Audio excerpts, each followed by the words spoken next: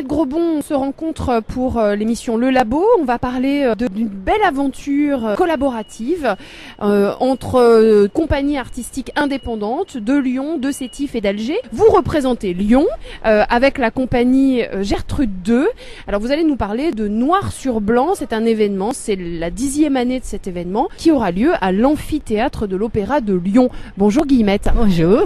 Alors effectivement cette collaboration, 10 ans, c'était comme un défi. Oui, au regard de la pratique aujourd'hui du one-shot qui se pratique beaucoup avec l'ensemble des pays du Maghreb, nous souhaitions, et puis parce que moi-même je connaissais vraiment bien les réseaux indépendants en Algérie, j'ai souhaité tenir un programme de création contemporaine avec des artistes indépendants de Sétif, de Lyon et d'Alger, comme si j'allais participer à ce genre de travail avec Dijon, le centre dramatique de Dijon, où voilà, on aurait été en France, on habiterait avec 2 millions de Japonais, j'irais au Japon. Ce n'est pas le cas. Nous vivons avec plus d'1 million d'hommes et de femmes originaires du Maghreb en général et de l'Algérie en particulier. Je vais en Algérie travailler avec mes collègues. La région Rhône-Alpes est dans son ensemble en coopération d'institution à institution. Attention, on est à cet endroit-là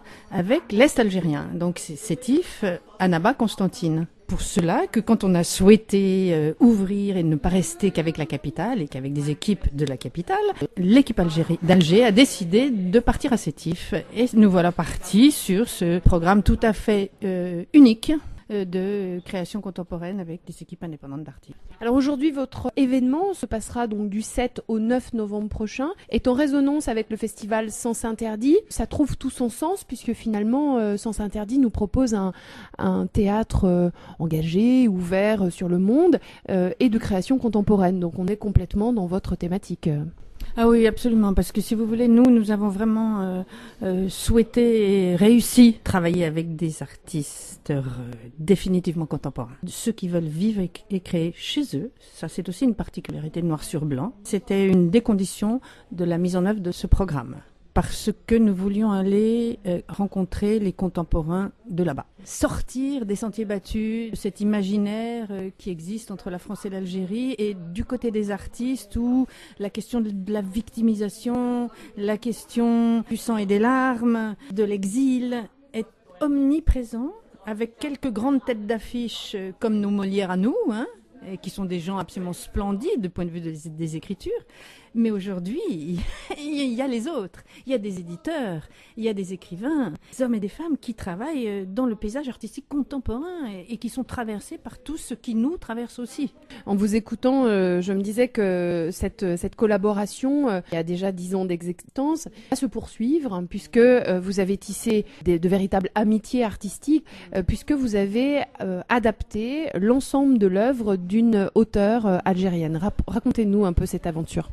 Voilà, donc la présidente de notre partenaire d'Alger qui s'appelle Chrysalide, qui est une équipe d'artistes pluridisciplinaires, s'appelle Hajar Bali. Et il y a 10 ans déjà, on m'avait demandé, c'est là qu'a commencé le programme, de trouver des auteurs pour préparer une année de l'Algérie en France. Et donc j'ai trouvé des auteurs, Hajar Bali et Younil. Et avec Hajar, qui est venu en résidence dès 2003, on a continué à travailler ensemble et on est parti sur des résidences d'écriture, des temps de création, des temps d'échange. Nous, la compagnie Gertrude a emmené son décor à Alger, on a fait des formations.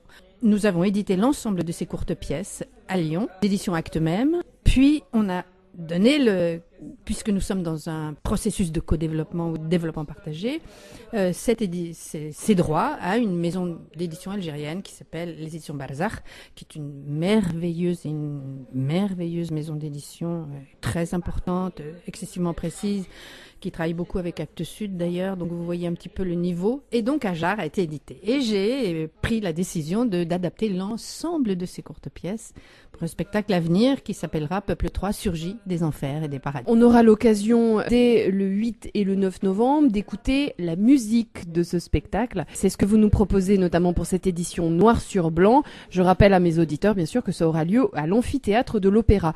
Parlez-nous justement de ce concert du 8 et du 9 novembre prochain.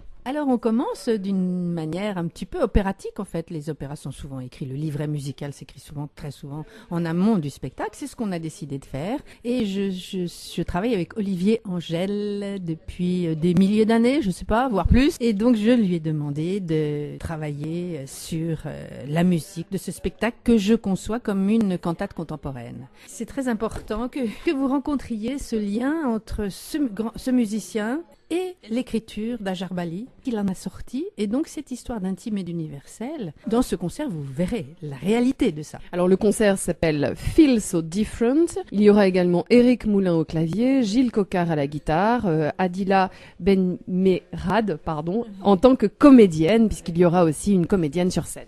Voilà, Adila doit être dans Peuple 3, Surgit des Enfers et des Paradis un jour. Et pour l'instant, elle sera un petit peu là. Je pense qu'ils vont entrer en conversation entre Adila et peut-être les musiciens aussi. Ajar Bali va être parmi nous. Randa El Kholi va être parmi nous. Randa El Kholi, c'est aussi une écrivaine de Sétif qui va présenter sa première œuvre théâtrale, une trilogie qui s'appelle Comme une carpe, qui va être mise en lecture par les comédiens du GEC du NTH8. Nouveau théâtre du 8e. Oui, c'est ça. Elle vient aussi également d'être éditée. Donc vous voyez que tout ce grand parcours, très très très concret finalement, très positif. Là c'est à l'opéra, mais on fait des événements à Sétif, les salles sont bourrées. On fait des événements bien entendu aussi à Alger, c'est la même chose.